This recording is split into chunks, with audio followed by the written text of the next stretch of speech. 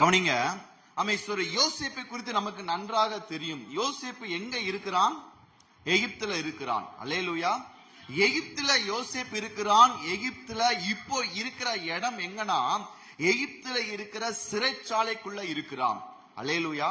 சங்கீதம் 105 வாசிக்கும் போது வசனம் சொல்லுகிறது, யோசேப்புடைய கால்களை சங்கிலியினால் விலங்கு போட்டு அவனை சிறைச்சாலைக்குள்ள அடைச்சு வைத்திருக்கிறார்கள், இரும்பு கதவுக்குள்ள அவனை அடைச்சு வச்சிருக்கிறார்கள் என்று வசனம் சொல்லுகிறது.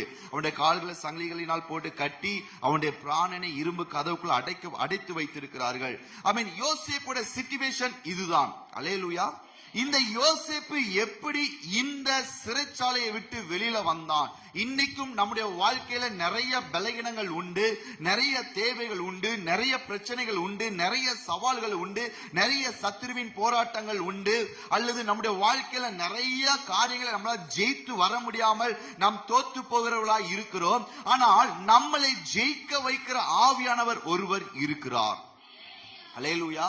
அவர் எப்போ எந்த சூழ்நிலையில அல்லது எந்த நிலைமையில அவர் நம்மளை ஜெயிக்க வைப்பார் அப்படின்னா, யோசேப்போட வாழ்க்கையில பார்க்கும் பொழுது யோசேப்பை கொண்டு போய் சிறைச்சாலைக்குள்ள அவனை அடைச்சு வைத்து விட்டார்கள். அவனுடைய கால்களை சங்கிலினால் போட்டு கட்டி வைத்து விட்டார்கள்.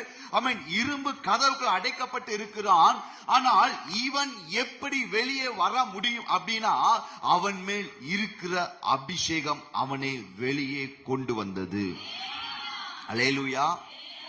சோதர வசனம் சொல்லுகிறது, எகிப்து அடிமைத்தனத்தின் வீடு. எகிப்து என்னது?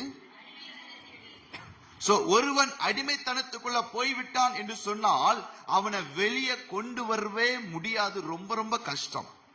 ஒருவன் ஒரு ட்ரிங்க்ஸுக்கோ அல்லது ஏதோ ஒரு பாவத்துக்கு அவன் அடிமை ஆயிட்டான் அப்படின்னா அதுல இருந்து அவனை மீட்டு கொண்டு வர்றது ரொம்ப கஷ்டம். யோசேப்பு அடிமையாய் கொண்டு போய் சிறைச்சாலைக்குள்ள அவனுடைய கால்களை சங்கிலினால் கட்டி போட்டுட்டாங்க. அவன் வெளியவே வர முடியாத சூழ்நிலை. அவனுடைய அடையாளங்கள் எல்லாம் மாறி போய்விட்டது. இந்த நிலைமையில அவனுடைய அபிஷேகம் அவனுக்கு உதவி செய்கிறது. அல்லேலூயா. இன்னைக்கும் நிறைய நேரங்கள்ல நம்மளை பாதுகாக்கிறது நம்முடைய அபிஷேகம். சோதரம், யோசேப்பை வெளியே கொண்டு வந்தது அந்த அபிஷேகம் தான். யோசேப்பு சிறைச்சாலையில அடைக்கப்பட்டு இருக்கிறான். யோசேப்பு சிறைச்சாலையில கட்டப்பட்டவனாய் இருக்கிறான். யோசேப்பு எல்லாராலையும் மறக்கப்பட்டவனாய் இருக்கிறான்.